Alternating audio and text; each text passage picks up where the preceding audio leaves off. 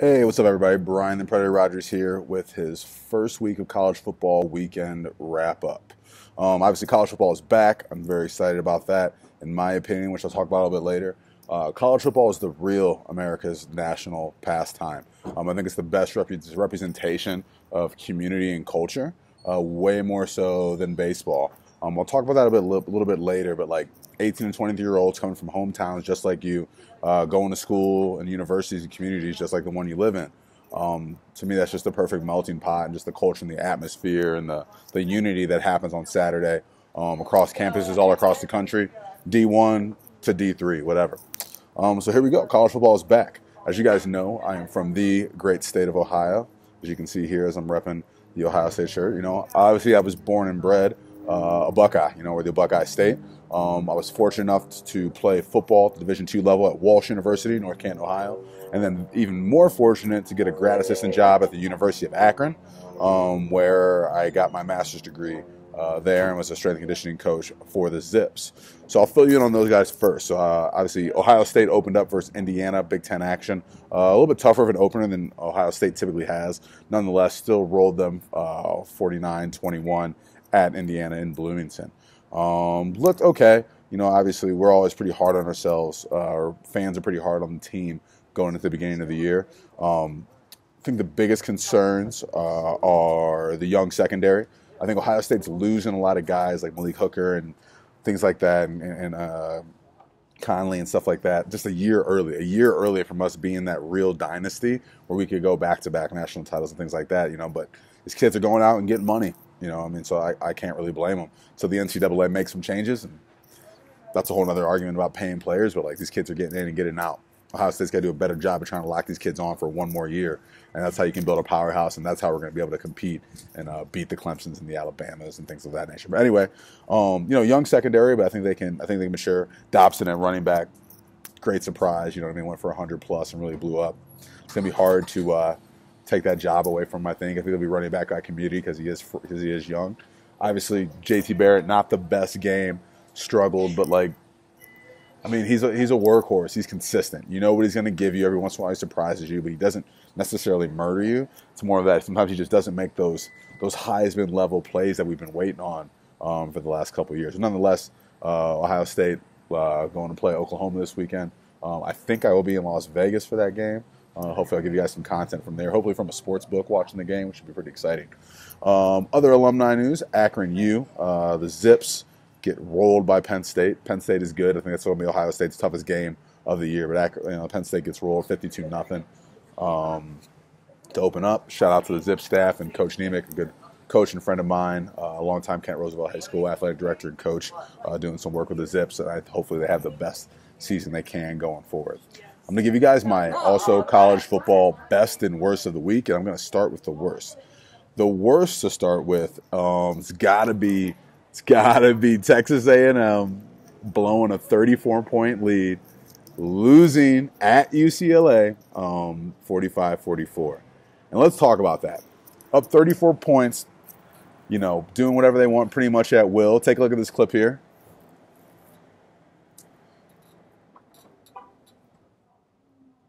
Long run, long touchdown, and then dude's stunned. He's swagging. He's got the scepter. He's feeling himself. And then this happens.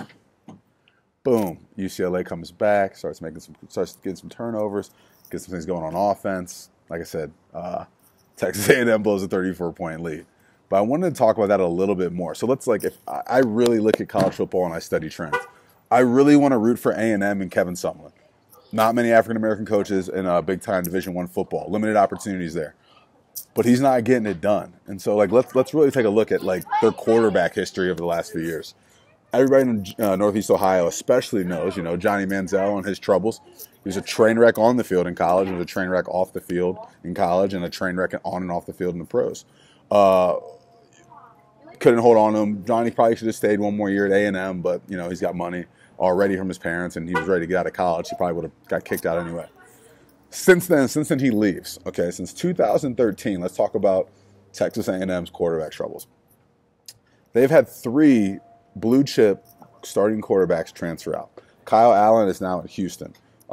Texas high school legend Kyle Murray, now at Oklahoma, probably will succeed Baker Mayfield. And then last but not least, Kenny Hill, a.k.a. Kenny Trill, going to TCU. So what's going on at Texas A&M where none of your quarterbacks are happy? The only one who did kind of stay was a train wreck, and he stayed just probably because he was comfortable. Something's going on inside their program. I question Kevin Sumlin's leadership ability. It starts at the top, and it's a trickle-down effect. It's a lot of time wasted, a lot of energy, a lot of phone calls get wasted, and just lose these kids. It's unreal. And then something else that was kind of funny, Ohio State, true freshman quarterback, Tate Martell, coming out the powerhouse in Las Vegas, Bishop Gorman. Excited, athletic type of kid. He's going to do some things for Ohio State soon. Tweets out just a couple smiley faces. I don't know if they've been pulled online, or I don't know if we can show that. People are like, "Oh, was that a subliminal shot at A&M?" Probably, but you gotta deny it. But he decommitted from A&M at the last minute and went to Ohio State. He probably got on the field a little bit quicker at A&M. He's probably the starter right now at A&M as a true freshman over the kid that they have coming to replace Nick Starkel, who's out with a broken ankle for the year. True freshman Kellen Mond is going to be coming in. That's Tate Martell's job if he's in A&M, but he didn't. He didn't go there. So once again, that just speaks to the fact of their recruiting practices and something in their program is off, and that starts with Kevin Sumlin. It needs to get figured out, or he's going to be shipped out. And he's going to get the Ty Willingham treatment and never get a D1 job again. That's real talk. The best of the week, let's talk about something on a much brighter note. The best thing of the week definitely goes to USC and redshirt sophomore long snapper Jake Olson. For those of you, I've been following this story for a long time. Jake Olson first got on my radar in, I think, 2009 or so when he was 12 years old, when he was on ESPN, because this is a kid who lost his eye, I believe, to cancer as an infant, as a child, as a baby. Wore glasses, struggled through some things, but always loved football and loved Trojan football specifically. Went on to become a successful high school football student athlete and things like that. But excuse me, let me take it one step backwards. At 12 years old, he lost his second eye.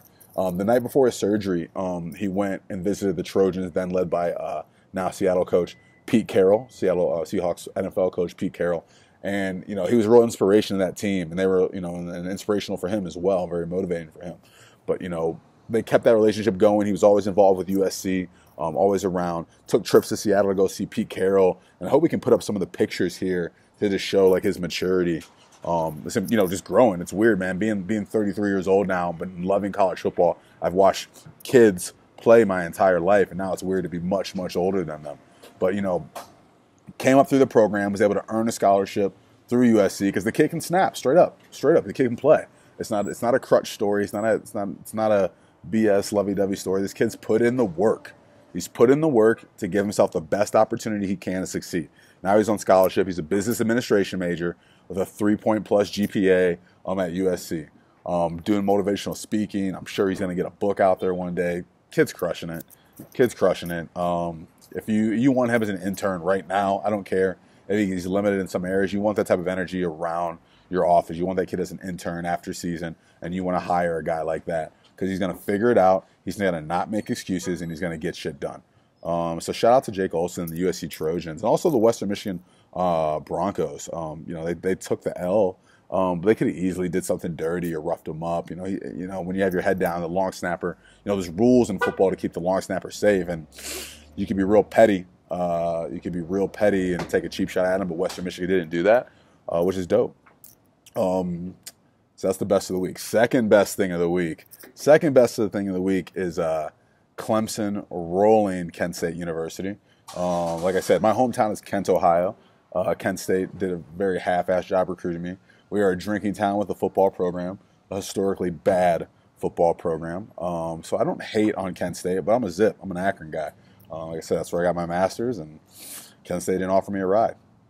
So anyway, Clemson rolls Kent State in their opener, and that makes me smile.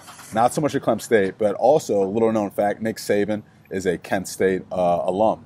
Nick Saban being the same Nick Saban who is the head coach of Alabama, which Clemson also drilled last year in the final. Yes, I know Clemson drilled Ohio State as well, but let's focus on the positives. Let's focus on the positives here. But yeah, excited, man. I still think all those teams, Ohio State, Clemson, Alabama, they'll meet again in the Final Four. most likely, in my opinion. Also, shout out to D2 football. Want to touch on something. This week, the only two D2 football teams I remotely care about are my alma mater, Walsh University, located in North Canton, Ohio, and then Wayne State University in the Detroit metro area. First of all, Wayne State went ahead and rolled up on my Walsh University Cavaliers 28-29. Normally would not be happy with that in the least, but I need to give a shout out to my good longtime friend and former teammate at Walsh University, Coach Alex Gray. He's a wide receiver coach for Wayne State and Walsh University alumni. They went in here and they got it done under some hostile territory. I know that game meant a lot to Alex, and I'm very happy for him. I also need to give a shout out to Coach Pfeiffer, Coach John Fankhauser, Coach Mark Johnson. 2 out of those 3 were there during my time at Walsh University. Part of the reason I love college football and I'm successful today is because of what you guys did for me and a lot of my friends as well during our time at Walsh. So thank you. I will always support you. I hope I can get back in November for the game. Oh, definitely. But good luck the rest of the season. Roll off those wins, and hopefully you guys in Wayne State can meet in the playoffs. I'll keep talking about stuff. Also, one more shout out. Shout out to a kid, Ronnie Brandt, Uniontown, Ohio kid, Wayne State player, wins Defensive Player of the Week near your hometown. Like, that's what you're supposed to do. You're going back home. I don't know if Walsh offered you or not, but you left, or you didn't stay in Ohio. You went back, you put on, and you performed. You went on, the lights came on, and you performed. I didn't see any clips. I just kind of read about it. But, like, shout out to you, man. In your hometown, getting it done. Like, that's what you're supposed to do. Keep on keeping on. Do the right things, and you will be successful, kid. That's it. I'm going to keep talking about college football along with my other stuff. I appreciate you guys looking in. BrogVlog, episode 2 now. College football wrap up, and we'll keep bringing it back. Good luck to everybody, the teams that I mentioned for next week. Ohio State playing Oklahoma at home, dub. Shout out to Wayne State. Shout out to Walsh University. And thanks for tuning in. Talk to you guys soon.